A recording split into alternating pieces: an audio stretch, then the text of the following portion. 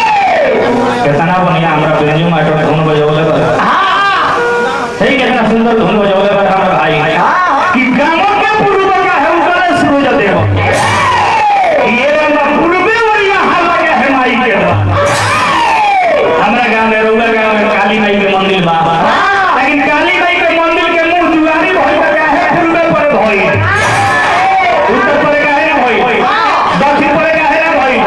पश्चिम पर का है भइल लेकिन माई के जो भी दुआरी होला तो पूर्वे पर का है होला इंगर गाना के भारी है लेकिन गाले बनी महाराज एक भैया बेटी वाला धुन बजावता कैसे धुन के कमी नहीं है एगो गाइन तर 20 गो हाला कइले एगो धुन आई रहलो बिचवा में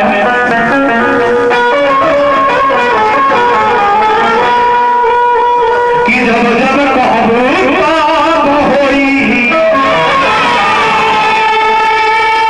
तल्ला भकला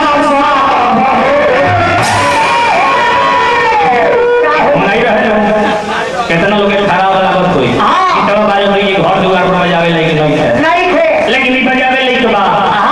गाना के शब्द समझिए कि गाना में शब्द क्या बा गाना में कैसे बा कि जब जब कहबू बाप होई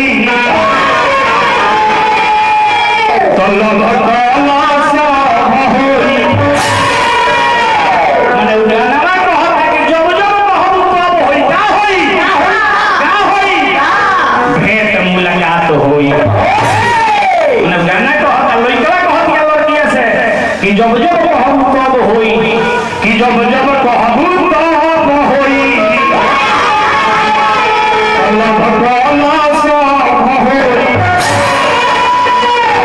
लइका कहला कि तू जब कहबू तो भेंट मुलाकात होई हमार त हर बात विचार बढ़िया रही तो आगे चल के बियाह शादी कर लिए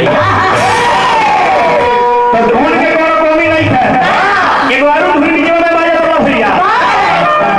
हमनी के बिहार में हल्ला कइले रहे कि भोला पागल हो जाइबा कि भोला पागल हो जाइबा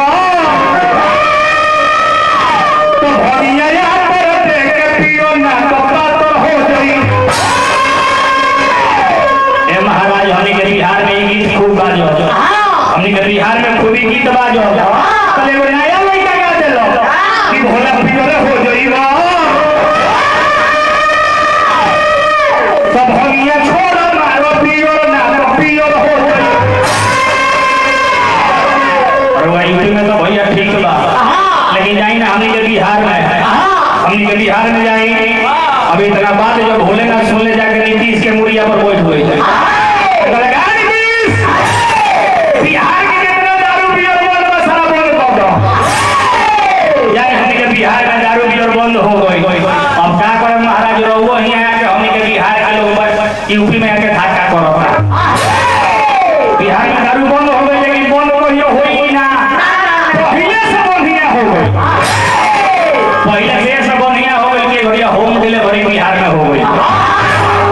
1000 दिया फोन करिए चाचा के फलानी पर मंगा ली एक बिहार में दारू बंद हो गई हमनी के प्रोग्राम दर्दिया चाचा जी बनी जेकर नाम हो शैलेंद्र सिंह जी यहाँ के घड़िया स्कॉर्पियो छोड़ देतनी आ नारे से चलो तनी बोलिए दारू पिए खातिर ओने तमिल तो बाना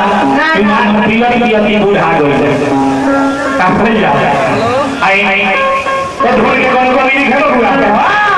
लइका गरी हिजी के दरबार में पहुंचल बा उहे में धुन बजाता है बबुआ हो से भटा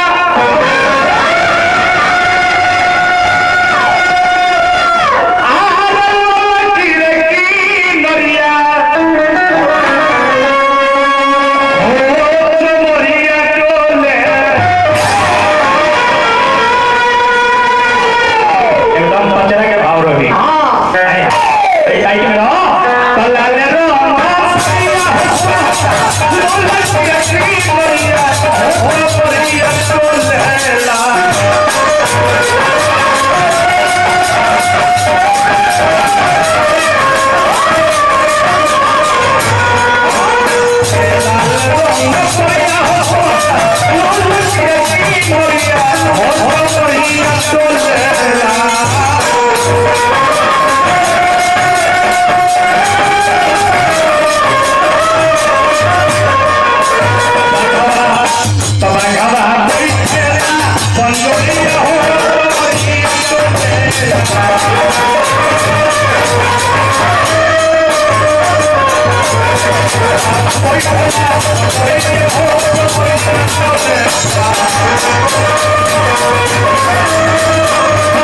लेकिन इतने ना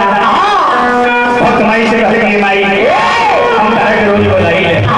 आई भैया को हजारों हजारों पुरस्कार नहीं भगवान से प्रार्थना करो सुन करते कि जही से हंसी के बोले हर हरी आर बनवा के भीतरिया ओ बोरिया डोल तब हंसी और